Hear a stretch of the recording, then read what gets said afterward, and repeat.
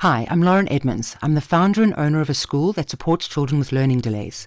I'm hoping this space gives you something to think about.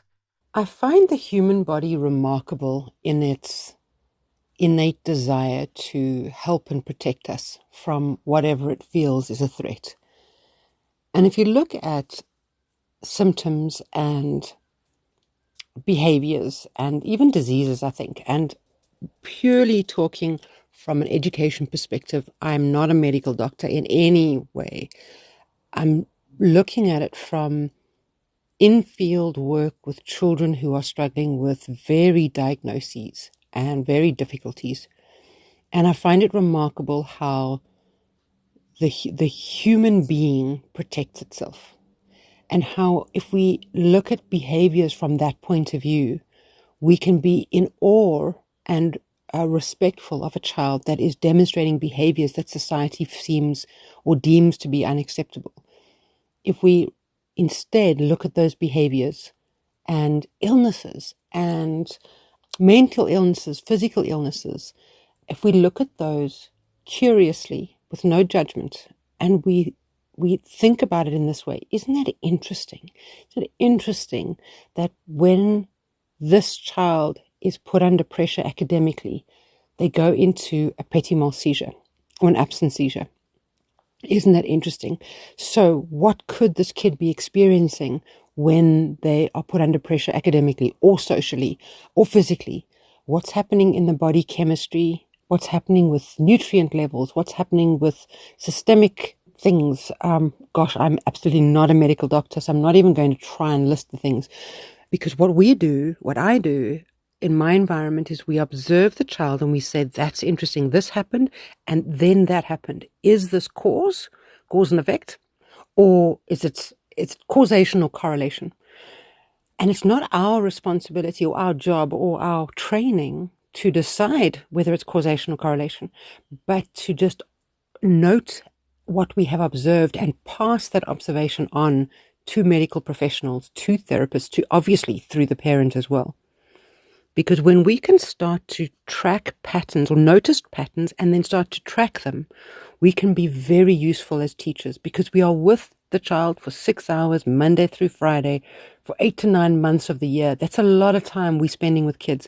And we're not spending it doing other things like talking to our friend while our kid plays on the playground. We're not spending it while they're sleeping at night. It's very intentional and direct relationship with the child, because we're teaching them or we're interacting with them for 6 hours. So there's this observation that we can make. And I think it is vital to, first of all, a non-judgmental observation. So we're not observing in order to have an opinion, and we're not observing in order to establish what we think the outcome or the result or solution is. We're observing purely for, I've noticed this happens, then that happens. And I've noticed this every day, or 5 times this week, or 20 times today, or every Monday, or whatever the pattern is, we start to pick up, because that can be so instructional. And it's not picked up as a pattern to turn to somebody and go, your fault. This is where we can't do judgment. First of all, we just can't judge. We just don't have the training to judge at that level. Secondly, judgment is so harsh, and judgment tends to place blame. And we want none of that. We don't want to act in that space at all. We purely want to say, we've noticed this. And I'm noticing, I have, over the 12 years of doing this, the patterns you pick up are fascinating.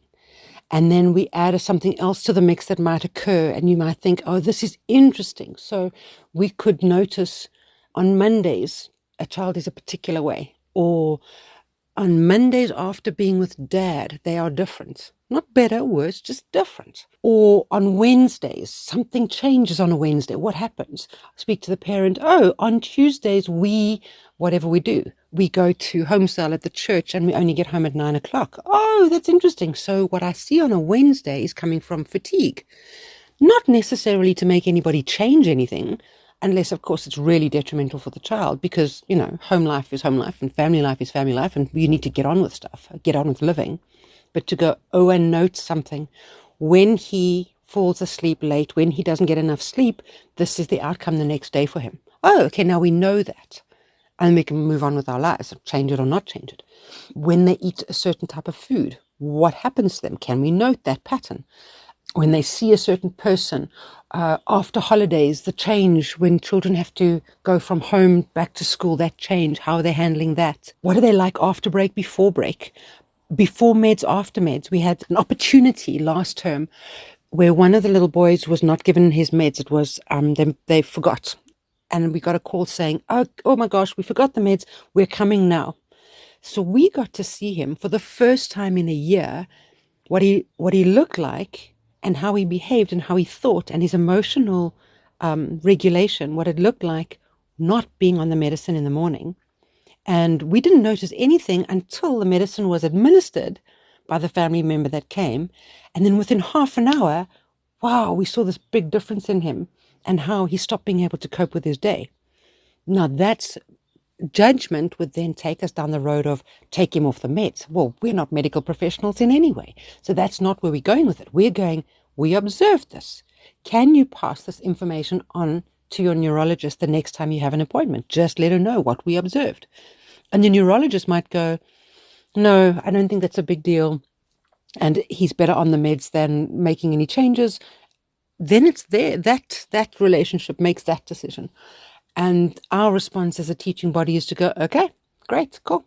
And to move on and to continue with these observations.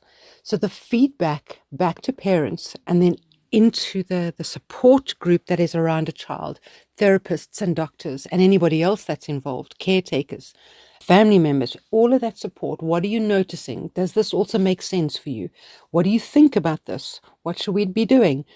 And it's kind of interesting because the team around the child, including the child, so the team including the child, need to become diagnostic and not medically diagnostic, but human diagnosticians through observation, looking for patterns, noting patterns, and getting really curious and sharing backwards and forwards so we can put patterns together and go, oh, well, this is interesting. You notice this pattern in this circumstance. We notice it in this circumstance. What does that mean when we think of them together? And by doing that, what we stop doing is we stop looking at each little symptom in isolation from the next. Something that is so prevalent today, women are talking about menopause and how as little as 10 years ago, 10 years ago, all the symptoms of menopause medically seemed to be treated as separate things. So you went and said, I've got hot flushes and you were given a particular med, and I've got brain fog and you were given something else, and I'm depressed and you were given SSRIs or whatever, and it was treated as different things. Not all the time, and I'm using it again not as a medical professional, but the same thing can happen with children. We see them, their handwriting is poor. Let's send them to an occupational therapist. Their attention is bad. Okay, let's put them on some medication. But what happens if it's all linked? And I have to say, it has to be all linked because everything you observe in a child is happening in the system of the child, their body systems, all the systems that they have. And then, of course, it's impacted by the environmental systems and the ecosystems around them. So it's very important that the people in your child's life, in particular, or more particularly, the teachers, develop the skill of observing without judgment, distant observing, noting and remembering, looking for potential patterns, making links between things, and talking, telling people, telling parents, telling occupational therapists, educational psychologists, speech therapists, anybody working with a child, tell the team what you see. It might be nothing, but it might be the key that unlocks something else.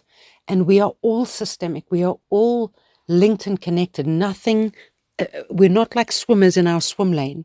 The pool has all the water. We need to address the whole pool of water, the whole system of the body.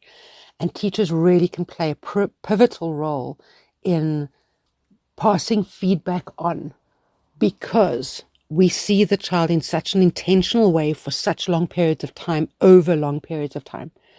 I think it is really vital that observation happens and that we don't shy away from thinking that we don't know about something. because we're not diagnosing. That's the very important thing that I want to add on. Teachers are not diagnosing things. We're not saying, oh, this kid's got ADHD, go and get Ritalin. I think that's so out of your wheelhouse as a teacher. But what is in your wheelhouse is, I'm noticing that when he does this, this is the behavior, and I notice it on a Monday, or I notice it every day, or I notice it before break. I wonder if he's eating enough breakfast. Not jumping to conclusions, because as soon as we jump too quickly to a conclusion, we stop making the symptoms and the observable behaviors important. We tend to then pack all of that away in a neat little box, label the box, whatever we want to label it, and then we stop addressing it because we feel like we've come to a solution. A diagnosis is not a solution. The solution is in resolving difficulties a child is experiencing in order to optimize them. And that's a day-to-day basis. That's a curious state of mind.